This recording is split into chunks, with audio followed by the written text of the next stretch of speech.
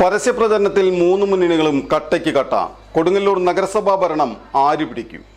എല്ലാവിധ ലാബ് ടെസ്റ്റുകൾക്കും MHL smart labs, Dubai road, Eriyad, Bahadur mall, Kara and Manoos properties, Asmabi college.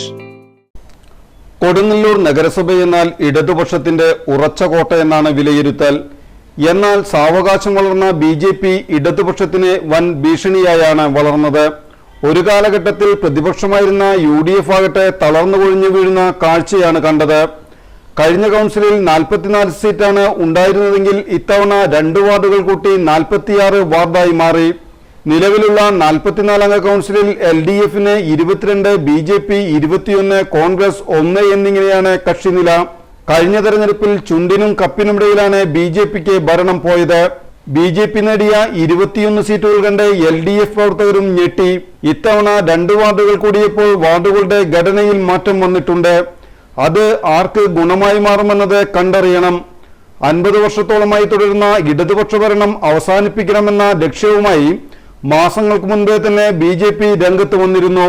മുൻപൊന്നും ഇല്ലാത്ത രീതിയിലായിരുന്നു BJPയുടെ ചിട്ടയായ തെരഞ്ഞെടുപ്പ് പ്രവർത്തനം.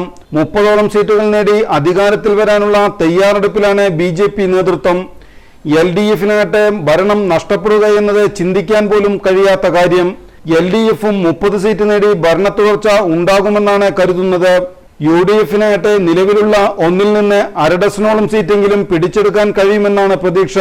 അതേസമയം ശബരിമല വിഷയം ഉൾപ്പെടെയുള്ള സംഭവങ്ങൾ വോട്ടിംഗിൽ പ്രതിഫലിക്കുമോ എന്ന ചിന്താക്കുഴപ്പവും മുന്നണികൾക്കുണ്ട്.